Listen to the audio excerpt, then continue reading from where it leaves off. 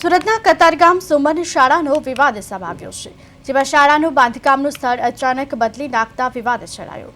બાંધકામ મુદ્દે ભાજપના બે કોર્પોરેટર આમને સામને આવ્યા હતા, જેમાં એક શાળાએ બાંધકામ શરૂ કરાવ્યું તો બીજા દ્વારા સીએમને જાણ કરવામાં આવશે તે મુદ્દે વિવાદ થયો।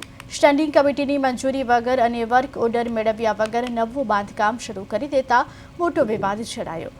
ઉદ્યોગપતિના દબાણથી કમિશનર શાલિની અગ્રવાલે સ્થળ બદલ્યું હોવાની વાત કરી છે, જે બાબતે કોર્પોરેટર નરેન્દ્ર પાંડવને અન્ય એક ભાજપ કોર્પોરેટર આમને સામને આવી ગયા। સુમન સ્કૂલ નહોતી ત્યારે મેં 2 વર્ષ પહેલા પક્ષમાં રજૂઆત કરતા સુમન સ્કૂલનું અમે નક્કી કર્યું, સ્થળ નક્કી કર્યું। અમારા વોર્ડ પ્રમુખ જાણકાર હોય, ધારાસભ્યશ્રી જાણકાર હોય, બધા હોય। 2 વર્ષથી અમે મહેનત કરતા હતા। મહેનત કરતા કરતા વર્ક ઓર્ડર આવી ગયો, ખાતમુહૂર્ત થઈ ગયું, પછી 3 મહિના થઈ એટલે કામ ચાલુ ના થયું। એટલે અમે લેખિતમાં મેં અને મારા સાથી કોર્પોરેટર જ્યોતિબેન પટેલે લેખિતમાં કમિશનરને રજૂઆત કરી કામ વહેલું ચાલુ થાય।